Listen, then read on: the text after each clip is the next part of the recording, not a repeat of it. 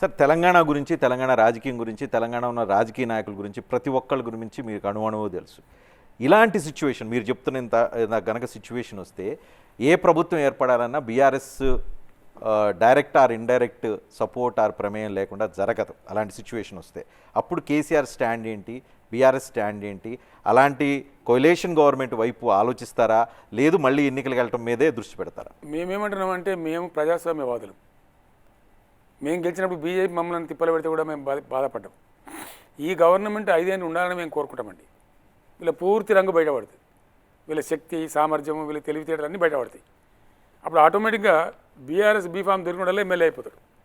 అంత బ్రహ్మాండంగా అంత ఫ్లయింగ్ కలర్స్తో గెలుస్తాం. ఉండాలని మేము కోరుకుంటాం. కానీ మీరు చెప్తున్నటువంటి పరిస్థితి కనుక వస్తే అప్పటి సందర్భాన్ని బట్టి ఆలోచిస్తామండి. ఇప్పటికిప్పుడు అక్రాస్ ద టేబుల్ చెప్పగలం. కానీ ఒక విషయం కేసీఆర్ గారు, మీరు మీ పార్టీని కాపాడుకోవటానికి, మీ పార్టీ నుంచి వెళ్తున్న నాయకులను ఆపుకోవటానికి ఇలాంటి సిచ్యువేషన్ ఒకటి క్రియేట్ చేస్తున్నారు.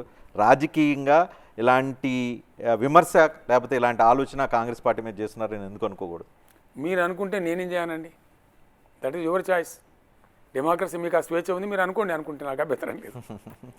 కానీ కాంగ్రెస్ పార్టీ పదే పదే బీఆర్ఎస్ మీద ఆరోపణ చేస్తుంది. బీఆర్ఎస్ పార్టీ పని అయిపోయింది, ఇంకా బీఆర్ఎస్ చీలిపోతుంది రేపు ఎల్లుండో అని పదే పదే అంటున్నారు. అట్లా అయిపోదు కదా, అట్లా ఎప్పుడు కూడా అయిపోదు కదా.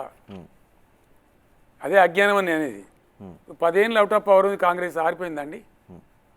చంద్రబాబు నాయుడు గారు సమైక్య రాష్ట్రంలో 10 ఏళ్ళు అవుట్ ఆఫ్ పవర్ ఉన్నారు.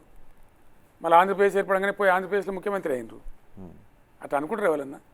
అట్లా అనుకోవడం అనేది మూర్ఖత్వం. ఆ మూర్ఖత్వం మంచిది కాదు.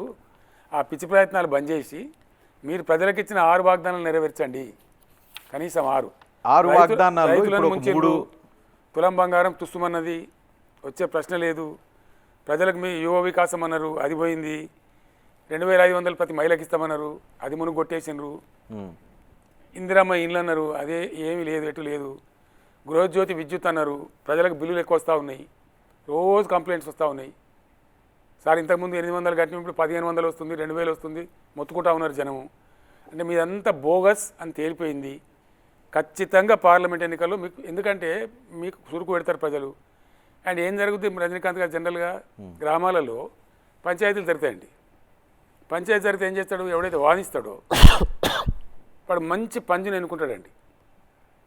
ఇప్పుడు బీఆర్ఎస్కి ఏమైంది, ప్రజలున్నారు ఇప్పుడు. సరే మేము ఓడిపోయినాం, మేము ఎలక్షన్లో గెలువలో డిఫీట్ అయినాం, కాంగ్రెస్ గవర్నమెంట్ వచ్చింది. వాళ్ళతో ఇప్పుడు ప్రజలకు పంచాయతీ పడ్డది. వీళ్ళు వాగ్దానం భంగం చేశారు. ప్రజలు ఆరాకిరికి ఉన్నారు, రైతులు అసంతృప్తి ఉన్నారు, మహిళలు అసంతృప్తి ఉన్నారు, యువకులు అసంతృప్తి ఉన్నారు. మెగా డిఎస్సీ వేయలేదు, ఓన్లీ మేము నోటిఫై చేసి ఇచ్చిన ఉద్యోగాలకు అపాయింట్మెంట్ ఇచ్చి మా ఉద్యోగాలని చెప్పుకున్నారు.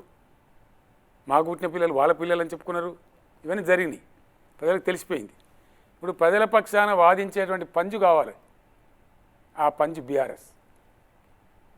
ప్రజల పక్షాన బలంగా ప్రజలకు ఏం అన్యాయం జరిగినా, ఈ ప్రభుత్వం ఏం అన్యాయం చేసినా వాదించేటువంటి ఒక పంచ్ కావాలి. ఇప్పుడు గ్రామాలలో పంచ్ అంటారు కదా, ఆ పంచ్ కావాలి. ఆ పంచ్ బీఆర్ఎస్ ఇప్పుడు. అందుకే ఖచ్చితంగా బీఆర్ఎస్ బలం అంటే ఇప్పుడు ప్రజల బలం అవుతుంది. బీఆర్ఎస్ శక్తి అంటే ప్రజల శక్తి అవుతుంది. ఒక బీఆర్ఎస్ గురించి ఒక డౌట్ చాలామందికి చాలా చోట్ల ఉంది. నేను కూడా కేటీఆర్ని చాలామందిని అడిగాను, ఎవరు కరెక్ట్ చెప్పలే, మీరే రైట్ పర్సన్. బీఆర్ఎస్గా మారిన దగ్గర నుంచే ఆ తెలంగాణ ఐడెంటిటీ, తెలంగాణ సెంటిమెంట్, పార్టీలో ఆ స్పిరిట్, జనంలో బీఆర్ఎస్ పట్ల ఆలోచించడం కానీ వీటన్నిటిలో పోయింది అని అంటున్నారు. బీఆర్ఎస్ తిరిగి టీఆర్ఎస్ అవుతుంది, పేరు మారుస్తారని కూడా ఇంకో పెద్ద స్పెక్యులేషన్ ఉంది, కొంతమంది రకరకాలుగా చెప్తున్నారు. యాజ్ ఎ పార్టీ చీఫ్ మీరేమనుకుంటున్నారు? దానికి ఛాయిస్ లేదండి, ఛాన్స్ లేదండి, వెనక్కి రావడం ఛాన్స్ లేదు. ఎందుకంటే ఎలక్షన్ కమిషన్ ఫ్రీజ్ చేస్తుందండి. సరే మారిన తర్వాత ఫ్రీజ్ చేస్తుంది. 5-6 సంవత్సరాల దాకా మళ్ళీ ఎవరికి ఇవ్వరు అది, ఆ టైటిల్. అది ఎలక్షన్ కమిషన్ రూల్. ఇప్పుడు మీరు వెనక్కి అడుగుదామన్నా కూడా కుదరదు. మీరు అసలు ఆలోచన అవసరం కూడా లేదండి. అవసరం. ఓకే, బీఆర్ఎస్ మారిన తర్వాత, పేరు మారిన తర్వాత దట్ తెలంగాణ ఐడెంటిటీ. మీకు ఒకటి చెప్తానండి, it is not really the symbol which really works. It is not the name which really works. It is the mind of the voter which really works. అందుకు నేనే మంచి ఉదాహరణ. 20 ఏళ్ళు నేను అప్పుడు టీడీపీ ఎమ్మెల్యేగా 20 ఏళ్ళు సైకిల్ గుర్తు మీద పోటీ చేశానండి. దాని తర్వాత పంచాయతీరాజ్ ఎలక్షన్ ఇమీడియట్గా నాకు రైతు నాగలి గుర్తు మీద పోటీ చేశాను. దాని తర్వాత నేను సిద్దిపేటలో ఎమ్మెల్యేగా పోటీ చేస్తే బస్సు గుర్తు వచ్చింది నాకు, ప్రతిసారి గెలిచినాం. దాని తర్వాత కారు గుర్తు వస్తే మళ్ళీ దాని మీద గెలిచినాం. అంటే మీ పనితనం, మీ సిద్ధాంతం మీ పార్టీ యొక్క వైఖరి దాని మీద నడుస్తుంది కానీ వీటి మీద జరగదు. ఓకే. నేను ఇంకోటి చెప్తా అవుతున్నా, 100% చెప్తున్నా మీకు. ఇక్కడ కాంగ్రెస్ అట్టర్ ఫ్లాప్ 5 నెలలనే చెతికిలపడ్డదండి. 5 నెలలు తీవ్రమైన ప్రజాగ్రహానికి ఈ పార్లమెంట్ ఎన్నికలలో గురి కాబోతా ఉంది. I have no out of doubt. 5-6% మారితే అయిపోయాయి కదనండి. జస్ట్ 5-6% మారితే అయిపోయాయి. మాకు బ్రహ్మాండమైన విక్టరీ వస్తుంది. బీజేపీకి స్పేస్ లేదా ఇక్కడ? తక్కువ స్పేస్ అండి. 4 సీట్లు కూడా రావు. BJP 1 seat or no seat. ఏదో జాతీయ పార్టీలన్నీ తెలంగాణ మీద నేను వచ్చేసి ఏమంటే 1 సీట్ ఆర్ నో సీట్ అండి. 1 సీట్ ఆర్ నో సీట్. చూడండి మీరు వెళ్తారు. అదే ఆ 1 సీట్ కూడా కిషన్ రెడ్డి అవుతారా, బండి సంజయ్ అవుతారా? కిషన్ రెడ్డి ప్రశ్నే లేదండి. మేము ఎప్పుడో గెలిచిపోయాను. సికింద్రాబాద్లో ఎప్పుడో మా విక్టరీ ఖాయమైపోయింది. మా అభ్యర్థి అద్భుతమైన ప్రజానాయకుడు, నిత్యం ప్రజలు ఉండే వ్యక్తి, మంచి పాపులర్ నాయకుడు. 100% విల్ విన్. ఓకే. బీఆర్ఎస్ జాతీయ స్థాయి ప్రణాళికలు ఏదో వేసింది. ఆ ప్రణాళికల స్థితి ఏంటి? ఇంకా స్టిల్ జాతీయ స్థాయిలో పార్టీ విస్తరణ వైపు ఉన్నారా, లేదంటే పునరాలోచించి తెలంగాణ క్షేత్రాన్ని పదిలపరుచుకుందాం అనుకుంటున్నారు? ఇక్కడ ఒక విషయం అండి, రాష్ట్రాన్ని కాపాడుకుంటూ ప్రాంతీయ పార్టీగా తప్పకుండా జాతీయ స్థాయిలో కూడా మా ప్రభావం చూపెట్టాలి. జాతిలో మనం కూడా భాగం కాబట్టి, దేశంలో మనం కూడా భాగం కాబట్టి. అందుకే అంటే అప్పుడు ఎన్టీఆర్ గారు కూడా ఫ్రంట్స్ పెట్టి ప్రయత్నాలన్నీ చేశారు. అటువంటి సందర్భాలు ఏర్పడతాయి. ఒక్క మాట మాత్రం నిశ్చితంగా నేను చెప్పగలను. అసలు దురదృష్టం అని నిజంగా చెప్పాలంటే, మహారాష్ట్రలో ఎంత బాగుండే బీఆర్ఎస్ అంటే, దానికోసమే నేను పూనాలో ఒకటి, నాగ్పూర్లో ఒకటి పార్టీ కార్యాలయాలు కూడా కొన్నానండి, ఎస్టాబ్లిష్ చేశాం.